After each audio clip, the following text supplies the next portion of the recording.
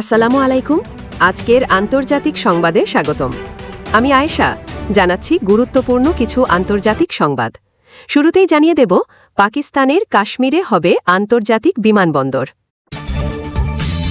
এরপর জানিয়ে দেব, আফগানিস্তান ভারতের হাতের পুতুল, দাবি পাকিস্তানের মন্ত্রীর। আরও জানিয়ে দেব, রাশিয়ার পারমাণবিক ক্ষেপণাস্ত্র পরীক্ষার পর হুঙ্কার ট্রাম্পের। এদিকে প্রশান্ত মহাসাগরে ফের নৌযানে মার্কিন হামলা, নিহত 4। সর্বশেষ খবর জানিয়ে দেব, দক্ষিণ কোরিয়ার বুসানে বিমানবাহিনীর ঘাঁটিতে ট্রাম্প শির বৈঠক। এতক্ষণ শুনছিলেন সংবাদ শিরোনাম, এবার বিস্তারিত। তবে আপনাদের কাছে ছোট্ট একটি অনুরোধ, এই ভিডিওটিতে একটি লাইক এবং কমেন্ট করে জানিয়ে দিন কোন জেলা থেকে বা কোথা থেকে আপনারা আমাদের এই ভিডিওটি দেখছেন এবং শুনছেন।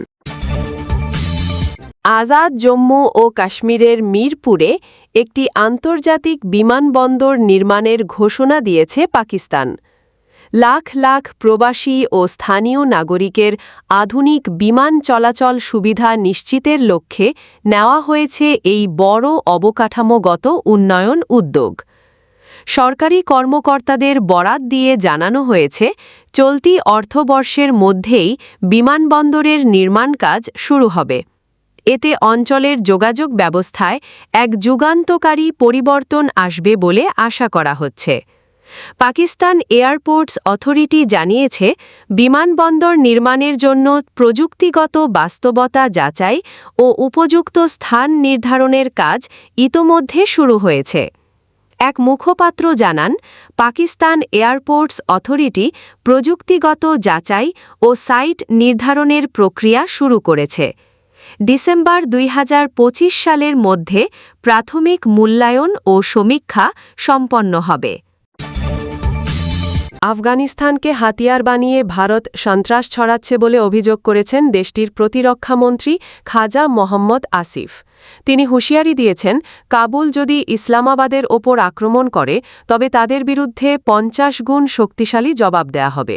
মঙ্গলবার 28 অক্টোবর জিও নিউজের প্রাইম টাইম শো আজ শাহজেব খানজাদাকে সঙ্গে এ কঠোর ভাষায় আফগান প্রতিনিধি দলের সমালোচনা করেন আসিফ।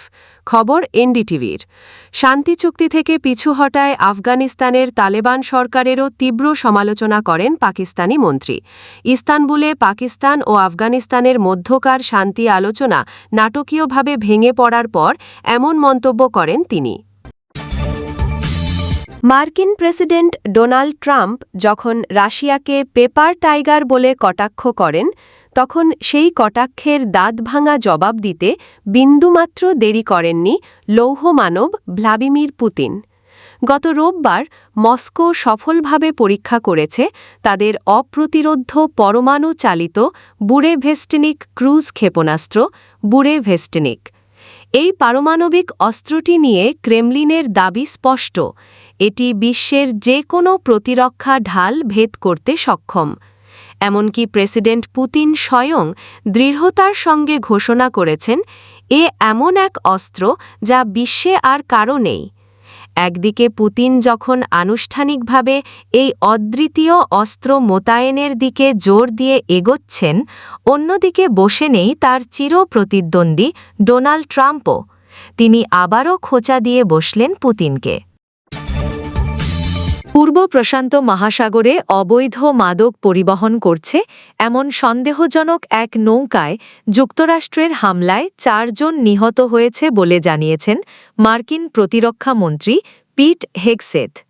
বুধবার এক্সে দেওয়া পোস্টে তিনি এ সর্বশেষ হামলার খবর দেন বলে জানিয়েছে বার্তা সংস্থা রয়টার্স। আজ একটু আগে প্রেসিডেন্ট ট্রাম্পের নির্দেশনা অনুযায়ী যুদ্ধ মন্ত্রণালয় আরেকটি মাদক পরিবহনকারী নৌযানে মারাত্মক তীব্র হামলা চালানো হয়েছে, পোস্টে লিখেছেন হেগসেথ। দক্ষিণ কোরিয়ার দক্ষিণাঞ্চলীয় শহর বুসানের গিমহে আন্তর্জাতিক বিমানবন্দরে দেশটির বিমানবাহিনীর একটি ঘাঁটিতে যুক্তরাষ্ট্রের প্রেসিডেন্ট ডোনাল্ড ট্রাম্প ও চীনের প্রেসিডেন্ট শি জিনপিংয়ের মধ্যে বৈঠক হয়েছে। বৃহস্পতিবার স্থানীয় সময় সকালে বিশ্বের 2 শীর্ষ অর্থনীতির দেশের নেতা রুদ্ধদ্বার বৈঠকে মিলিত হন। এরপর তাদের মধ্যে বৈঠক 1 ঘন্টা 40 মিনিট স্থায়ী হয় বলে চীনের গণমাধ্যম জানিয়েছে। রয়টার্স জানায়, তাদের দ্বিপাক্ষিক আলোচনায় গুরুত্বপূর্ণ বিষয়গুলোর মধ্যে বিরল মৃত্তিকা ও এআই চিপ অন্যতম ছিল। এর পাশাপাশি ফেন্টানাইল সমস্যা ও সয়াবিন রপ্তানি ট্রাম্পের দিক থেকে আলোচনার অন্য প্রধান বিষয় ছিল। দর্শক, সম্পূর্ণ ভিডিওটি দেখলেন, আশা করি বিষয়টি বুঝতে পেরেছেন। এই নিয়ে আপনার গুরুত্বপূর্ণ মন্তব্যটি অবশ্যই কমেন্ট বক্সে জানিয়ে দিবেন। ধন্যবাদ।